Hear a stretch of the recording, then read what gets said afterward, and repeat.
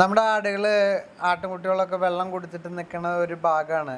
നമ്മുടെ വീടിൻ്റെ പ്രദേശത്ത് പാടപ്രദേശമായ കാരണം 1.5-2 മണിക്കൂറോളം ഇവർ മേയാൻ വിടും.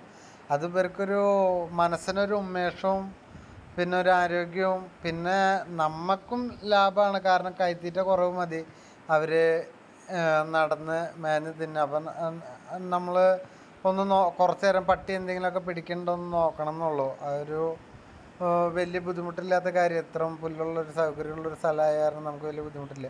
പിന്നെ നമ്മൾ കൈത്തീറ്റ കൊടുക്കുകയാണെങ്കിലും എന്താണെന്ന് വെച്ചാൽ കൈത്തീറ്റ കൊടുക്കണമെങ്കിൽ കൂടിയിട്ട് ഇവർക്ക് ഈ പുല്ല് കൂടുതലായിട്ട് കൊടുക്കണം. എന്നാലാണ് അവരുടെ ഹെൽത്ത് ദഹനം ഇതൊക്കെ റെഡി ആവുള്ളൂ. നമ്മൾ കൈത്തീറ്റ കൊടുക്കുമ്പോൾ ചിലപ്പോൾ പെട്ടെന്ന് വയറ് കമ്പനമൊക്കെ വരാം. പിന്നെ കൈത്തീറ്റ കൊടുക്കണ ആളുകൾ ഉണ്ടെങ്കിൽ നമ്മളിപ്പോൾ തീറ്റയിൽ അങ്ങനെ കൈത്തീറ്റ ഓരോ ക്രമമായിട്ട് ഓരോ തീറ്റ അവരേത് തീറ്റകളാണ് ഉദ്ദേശിക്കുന്നത് അതിൽ ഇടയ്ക്കൊക്കെ ഈ സോഡപ്പൊടി അല്ലെങ്കിൽ അയമോദകം പൊടിച്ച് ഇട്ട് കൊടുക്കണമൊക്കെ ദഹനം റെഡിയാവാൻ നല്ലതായിരിക്കും.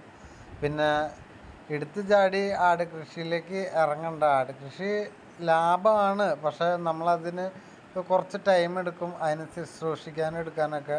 ഇപ്പോൾ ഇവർ നമ്മൾ നോക്കുമ്പോൾ എന്താ ഗുണം എന്ന് വെച്ച് കഴിഞ്ഞാൽ നമുക്കൊരു സൈഡ് വരുമാനം ഉണ്ടാവും. സൈഡ് വരുമാനം അത് വർഷത്തിലൊക്കെ കിട്ടുന്ന ഒരു വരുമാനമാണ്. അപ്പോൾ അതിൻ്റെ തീറ്റ ക്രമങ്ങളൊക്കെ അറിയണം. ചിലർ ആടിനൊക്കെ കൊണ്ടുവന്നിട്ട് കുറേ തീറ്റ ഇട്ട് കൊടുക്കും. കുറേ തീറ്റ ഒന്നും കൊടുക്കാൻ പാടില്ല. ഒരു ക്രമത്തിലാണ് ഇവർക്ക് തീറ്റ കൊടുക്കാവുള്ളൂ. ആദ്യമൊക്കെ കൊണ്ടുവന്ന് കൈത്തീറ്റയൊക്കെ കൊടുക്കുമ്പോൾ ഒരിത്തിരി അയമോദകത്തിൻ്റെ പൊടിയൊക്കെ ഇട്ട് കൊടുക്കണം. ദഹനം റെഡിയാവാൻ നല്ലതാണ്.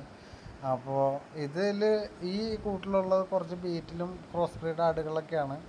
അപ്പോൾ എല്ലാവർക്കും ആട് കൃഷി തുടങ്ങണം, ലാഭമാണെന്ന് വെച്ച് പെട്ടെന്ന് എടുത്ത് ചാടി ചെയ്യേണ്ട. അതിനെക്കുറിച്ച് പഠിച്ച് 1-2 ആടിനെയൊക്കെ വാങ്ങിയിട്ട് പഠിച്ചിട്ട് വേണം ചെയ്യാൻ.